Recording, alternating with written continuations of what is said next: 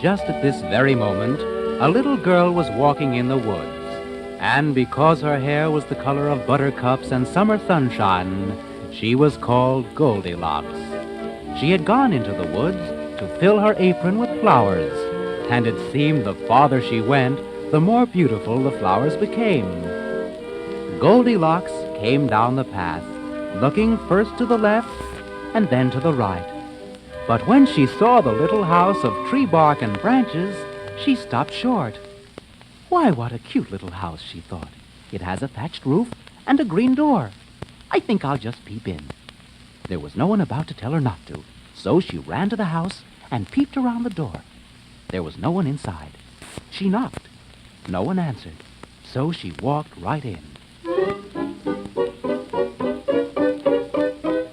She was standing in the cutest little room you ever saw. Over by the window was a table set for breakfast.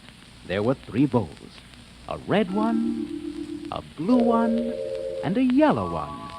And they were steaming with delicious porridge. Goldilocks sniffed. Then she sniffed again. It smelled so good she went a little closer and gave a really big sniff.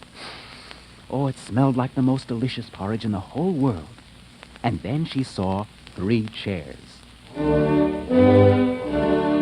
The first one was a big, tall chair with a red cushion on the seat. She climbed into it and sat down. It was so high the tips of her toes didn't even touch the floor. Oh, this chair is much too high, so she jumped off.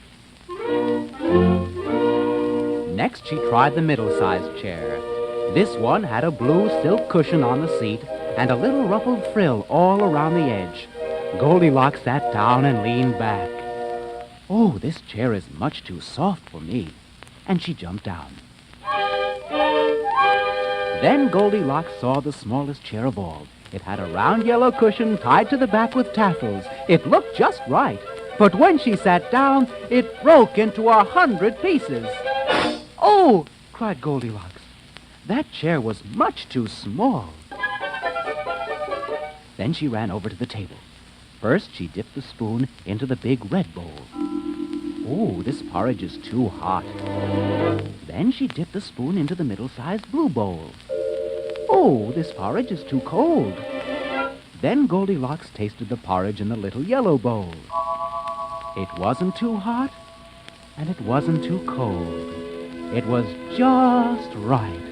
So she ate it all up.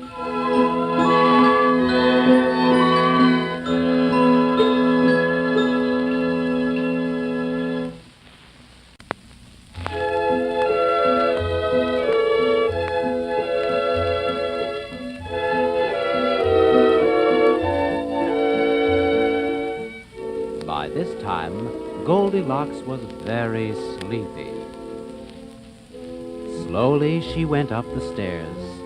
There wasn't a sound in the house. Outside, a fat cricket and a green katydid sang to each other in the morning air. Goldilocks walked down the hallway and pushed open a door. Inside was a room with a great big bed. Goldilocks was so tired, she thought she'd lie down and take a nap. But the bed was very high, and she had to jump to get on top. And she landed thump-bump. Oh, my, cried Goldilocks. This bed is much too hard. I can't sleep in this one. So she jumped off and went on down the hall.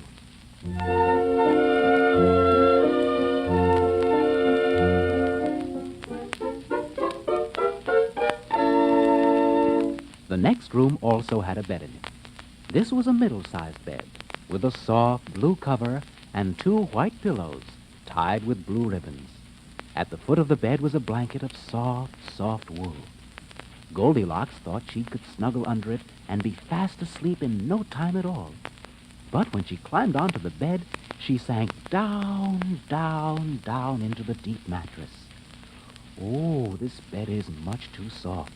If I sleep here, I might sink all the way down to the floor.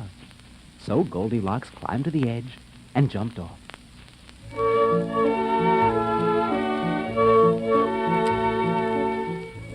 At the end of the hall, there was another door. Inside was a room with a tiny little bed. It had a yellow check cover and a neat little pillow to cushion her head. It wasn't too high, and it wasn't too low. It wasn't too hard, and it wasn't too soft. It wasn't too long, and it wasn't too short. It was just right. So Goldilocks pulled the covers up to her chin and fell fast, fast asleep.